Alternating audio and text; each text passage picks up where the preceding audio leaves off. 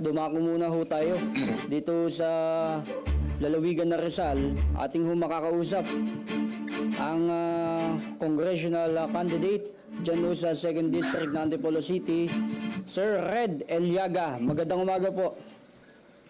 Magandang umaga po, Ka Jay, at sa inyo pong programa sa DWAD. Maraming salamat po sa oras, Kuya Red. Kumusta po? Kumusta na po kayo? Mabuting-mabuti po at tayo po ngayon ay tuloy-tuloy dahil sa ating ginagawang pagbisita sa mga barangay dito sa lungsod ng Antipolo. Ano sir, yung nagtulak sa atin bilang kumbaga kumatawan ngayon ho dyan sa Kongreso, ano yung nagtulak ho sa inyo para tumakbo?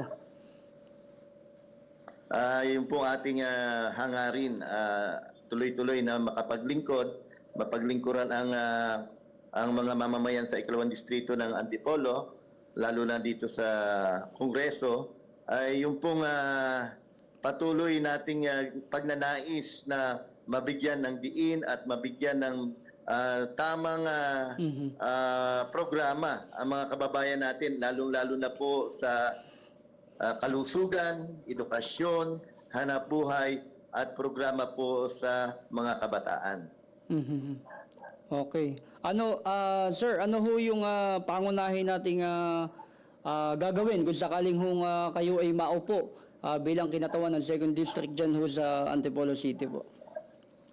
Ang una natin pong bibigyan ng diin dito at tututukan ay ang programa po sa kalusugan. Kung natatandaan nyo po, at hindi naman lingit ito sa mga taga-Antipolo, na wala po kaming modern public government hospital dito sa 2nd Distrito ng Antipolo at ganin dun sa loob, sa buong Antipolo na. Tututukan po natin ito, ipapanukala natin sa Kongreso na malagyan ng sapat na pondo dahil panahon na naman, dahil ang buong Antipolo kasama na 2nd Distrito ng Antipolo ay mahigit kumulang sa 1 milyong populasyon na tayo ay nakikidala lamang ng mga pasyente o i-hospital sa ibang mga karatig na bayan kagaya po ng Marikina, Rizal Medical Center dyan sa May Pasig at dyan sa Kirin Medical Center dyan sa Quezon City. Nagiging mas magastos po ang pagpapagamot o pagdala po ng pasyente doon sa mga nasabing hospital.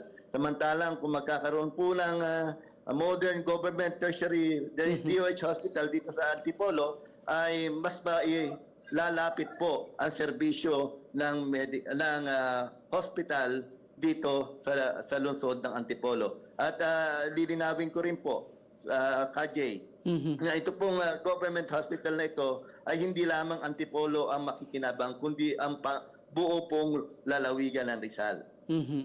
Talaga, oo, nakita natin yung talagang kuminsan dyan sa lalawigan ng Rizal, marami hong may problemang ospital.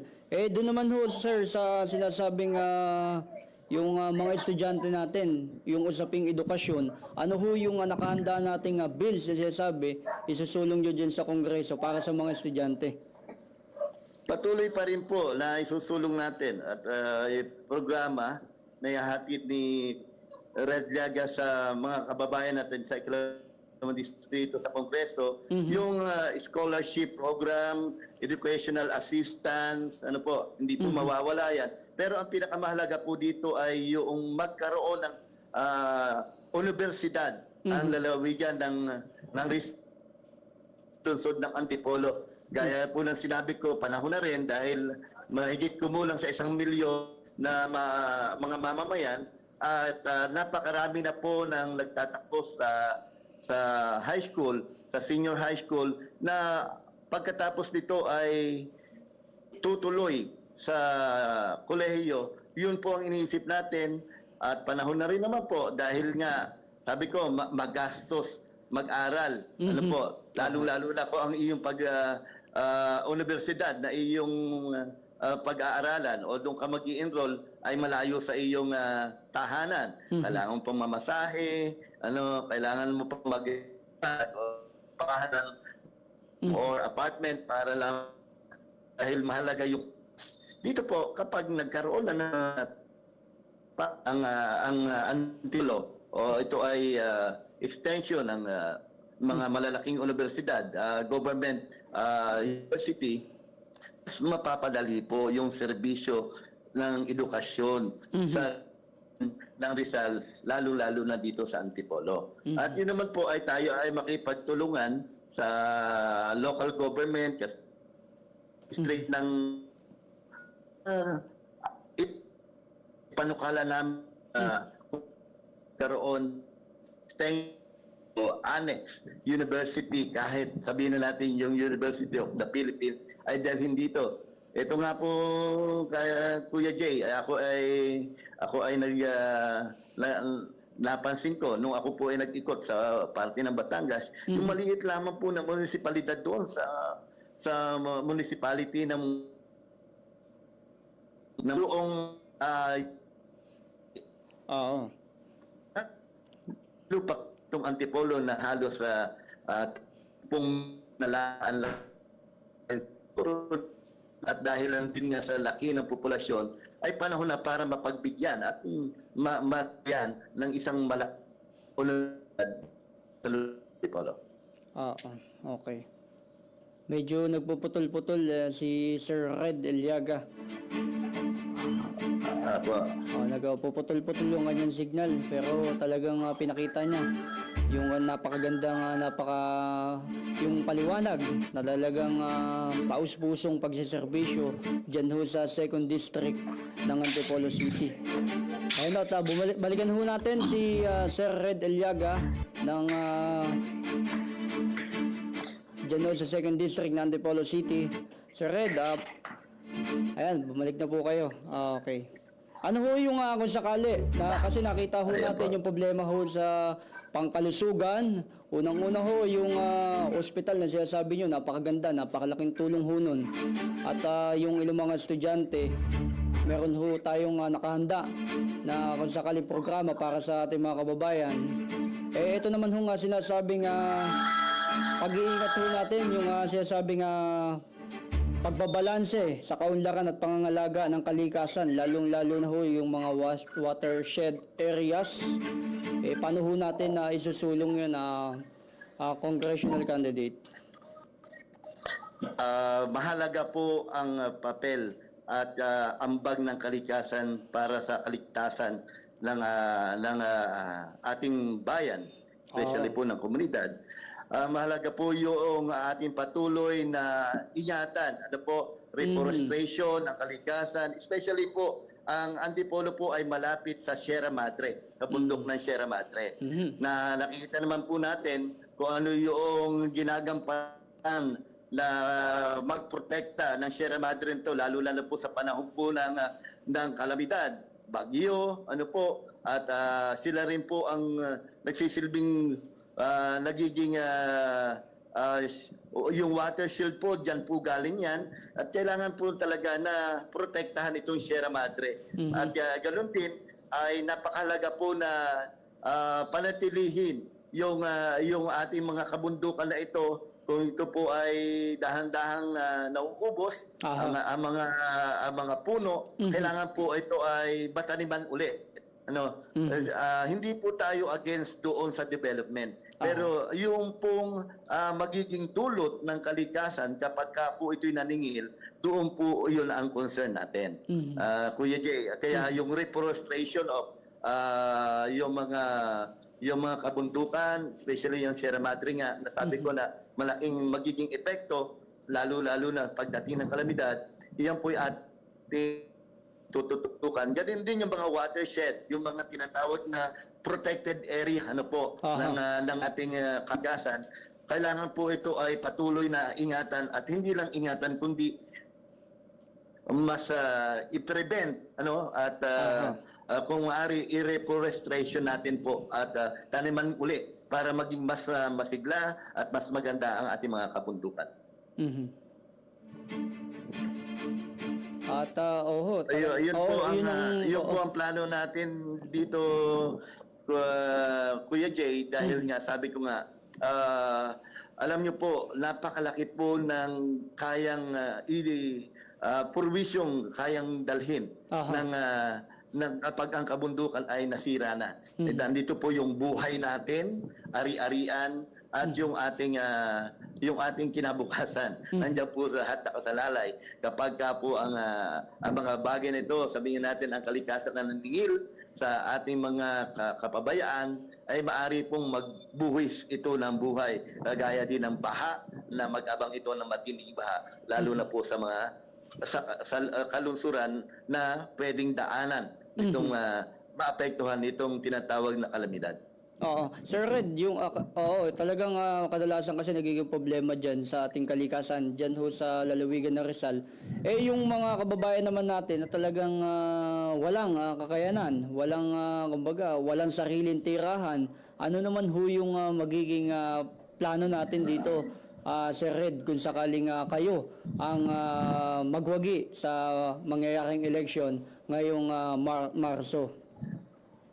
Alam niyo po, Kuya Jay, ang tungkulin ng isang mambabatas, lalo na ang congressman, na ang kanyang meron ng distrito, kaya dito sa ikalawang distrito ng Antipolo, ay magpanukala ng mas magandang mga proyekto pangkabuhayan, ng mamamayan.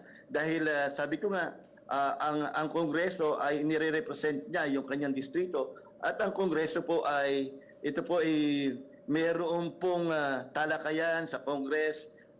Pwede ka magsumiti ng yung iyong panukala para sa iyong distrito, at yan po ay dahil sa i-deliberate yan sa Congress, pwede po yung magkaroon ng pondo para magkaroon yung pondo po yan ay para do sa proyekto ng iyong distritong nasasakupan, especially sa distrito ng Antipolo. Mahalaga po ang trabaho. Ang pagdami ng trabaho ay ito ay magiging sagot doon sa kahirapan at para mapaunlad yung mga mamamayan. Po, kaya iniisip natin yung gatong pamamaraan ay ipanukala sa Kongreso na alam niyo po ang minimum wage po dito sa Antipolo o sa Rizal ay nagbe-base pa rin po sa provincial. At ngayon po ipapanukala natin dahil sabi ko nga napakalaki na ng populasyon ng Antipolo at dumadayo pa po yung mga manggagawa para magtrabaho sa mga kalapit na mga lungsod kagaya ng Makati, Pasig, Pasay, Marikina, Quezon City. Marami pong mga skilled, marami mga professional dito sa Antipolo na nagtatrabaho sa mga lugar. Ang hiling po nila, panahon na raw para maging Manila rate ang minimum wage ng Antipolo. Which is, tututukan natin, ipapanukala natin sa Kongreso na sa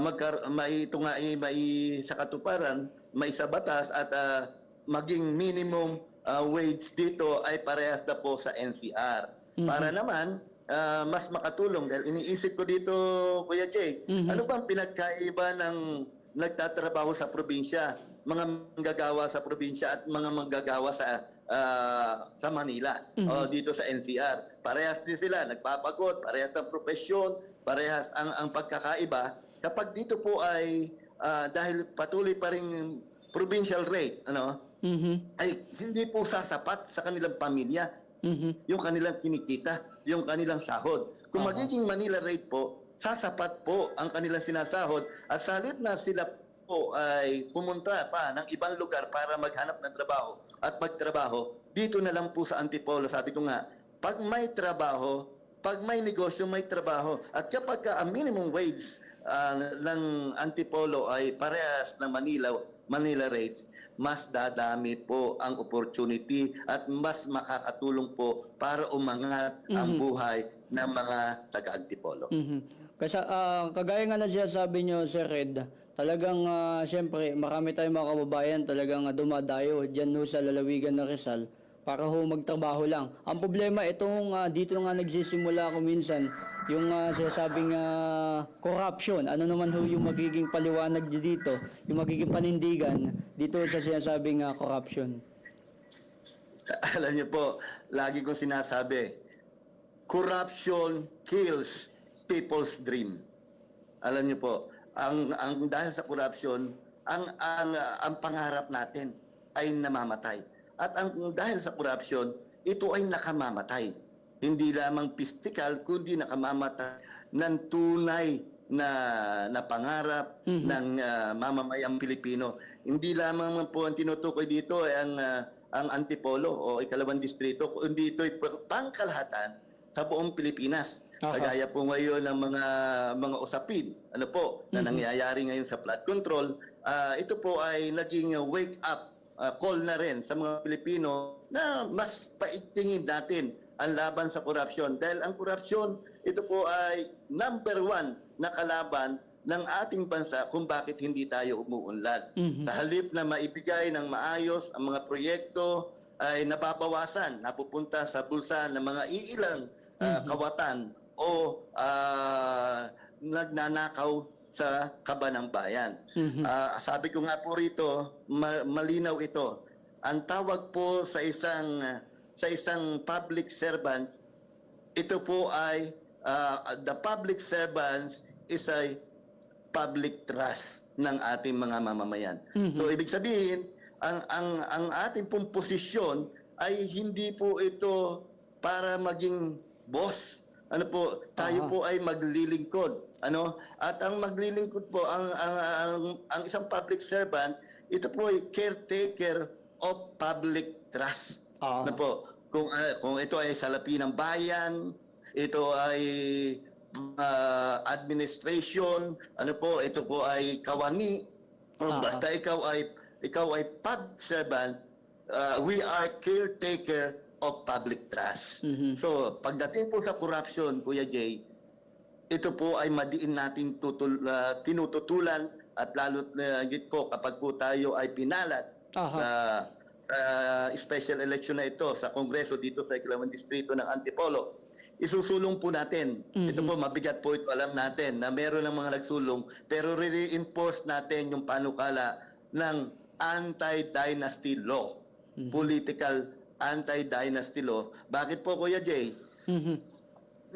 Hindi na po nagkakaroon ng good governance competition ang mga politiko. Sabihin na natin, ang gobyerno, dahil nga po kamag-anak system. Huwag naman po sanang masasaktan. At ito naman ang tunay na anyo at mukha ng ating gobyerno ngayon. Na ang sistema po, lahat po ng namumuno ay magkakamag-anak hanggang sa pinakamataas, from top to bottom, hanggang sa Pangulo, down to Congressman, Senator, Mayor, Governor, up to Kapitan. Siguro yung iba may kagawad pa, ay isang mga pangalan at magkakamag-anak. Bakit po? Pag po isinulong na natin ang anti-dynasty bill na ito, mapait ito.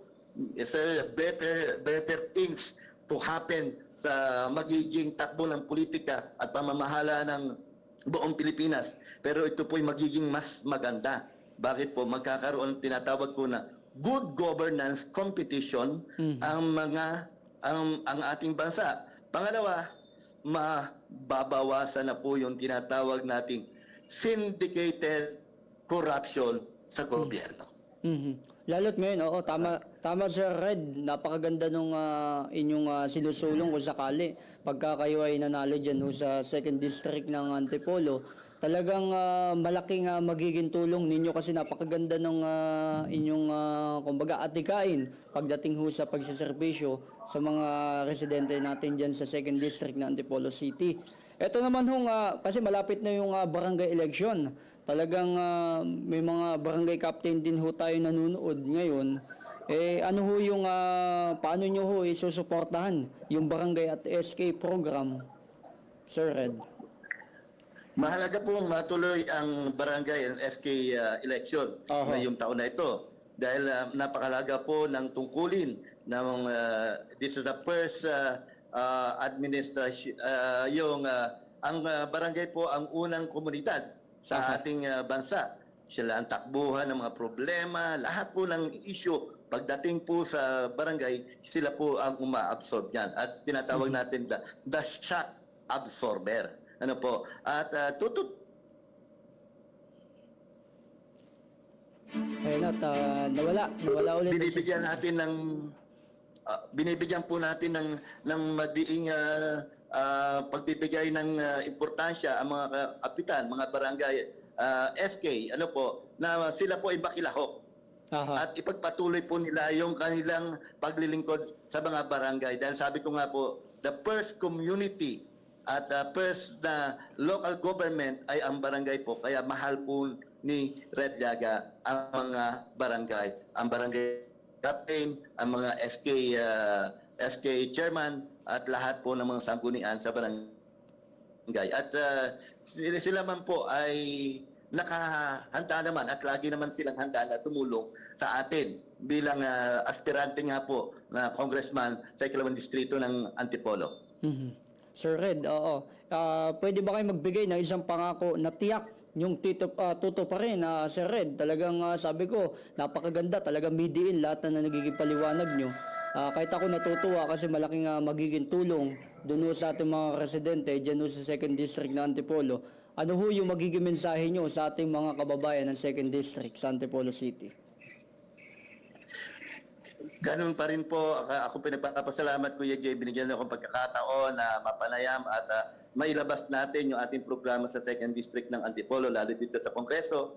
Ang bibigyan natin ng pangako. Ito, alam niyo po ang pangako. Sabi, promise made to be broken. Kailangan may gawin ka dun sa pangako mo. At I am sure na si Red Llaga, kapag nagkaroon ng pagkakataon, palaring maging congressman sa ikalawang distrito ng Antipolo, magiging tapat po ako sa una sa paglilingkod sa mamamayan ng Antipolo. Mahalaga po ang katapatan dahil mahirap na tayo ay kung pumili at maling tao, maling kinatawan ang mapipili natin. Darating na naman sa punto na laging sasabihin natin, sayang.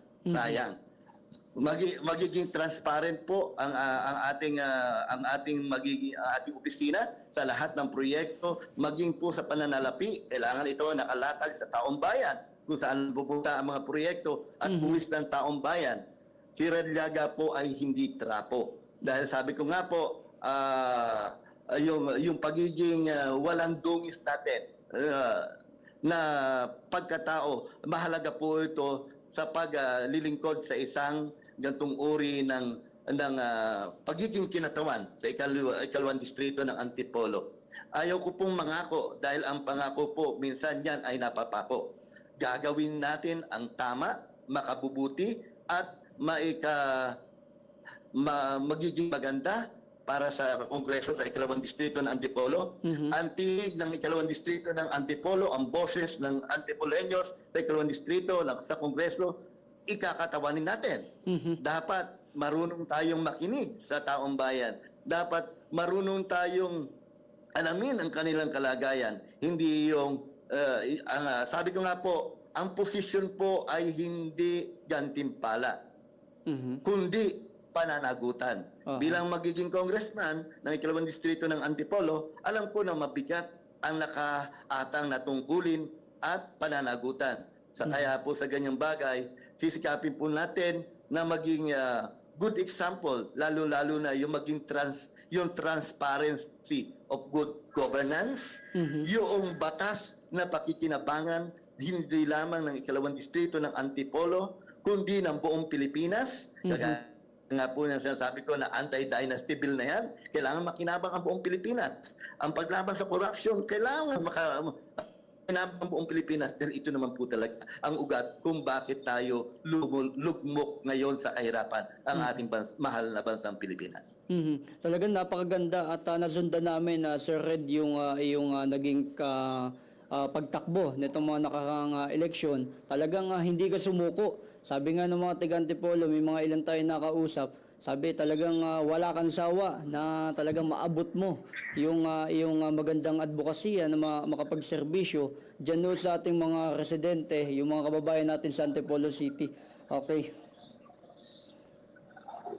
Hanggat mayroong mamamayan, hanggat may serbisyong hindi nasisiyahan at kulang sa serbisyo, patuloy po na maninindigan, lalaban at tatakbo si Red Llaga. At hindi po natin ito hihinto. Dahil ito po ay ating layunin, naisin. Sabi nga, if your dreams not come true, you do better for your dreams to come true. So ito po ay pangarap natin at alam ko na hindi naman din pangarap natin kundi pangarap ng lahat ng mga Pilipino, lalo na mga Antipoleños, na mga binanggit ko ng mga proyekto na ating tututukan at mga panukala. Ito po ay para sa mga Antipoleños. Ito ay para sa mga Pilipino dahil na ito ay kailangan at karapat-dapat ang mga Pilipino na matanggap at makita nila, maramdaman nila ang tunay na serbisyo. Ito po ang sabi natin, serbisyong ramdam, tao muna para sa ikalawang distrito ng Kongreso sa Antipolo. Maraming salamat, Sir Red Eliaga, dyan sa 2nd District ng Antipolo City. At salamat, Sir Red, sa pagkakataon na ibinigay niyo po sa amin para kayo mismo yung makapagpaliwanag ng inyong magandang adikain o yung plano dyan sa 2nd District ng Antipolo City. Bubuhay po kayo. Maraming salamat din po Kuya Jay at sa programa ninyo sa DWAD, sa JKRS, sa lahat po na nakikinig, sa lahat po ng mga local government, sa Antipolo, sa ating mga kapitan, sa ikalawang distrito ng Antipolo, at sa buong Antipolo, mamamayan ng Antipolo, marami pong salamat. Mabuhay po kayo. Sana'y patuloy po tayo na magkaisa para sa ikaayos, ikagaganda, at ikauunlad ng ating distrito, sa ikalawang distrito ng Antipolo, at maging sa buong Antipolo at sa buong Pilipinas. Ito po ang hangarin natin, Kuya Jay. At ako po ay nagpapasalamat sa ibinigay niyong panahon, pagkakataon na ako po ay makapanayam sa inyong programa. At patuloy po tayo magtulungan at naway lumawig pa ang yung inyong pong pakipag-ugnayan, ang inyong programa sa DWAD, Kuya Jay. Maraming salamat po. Salamat, Sir Red. Mabuhay din po kayo. Ayun at atin napakinggan si Sir Red Eliaga, ang congressional candidate ng 2nd District sa Antipolo City. At maganda naman itong hangarin ni Sir Red. At naipaliwanag niya na mas malinaw itong sinasabing advokasya niya dyan sa 2nd District ng Antipolo City. Kung di ako nagkakamali, uunahin niya daw yung pagsulong ng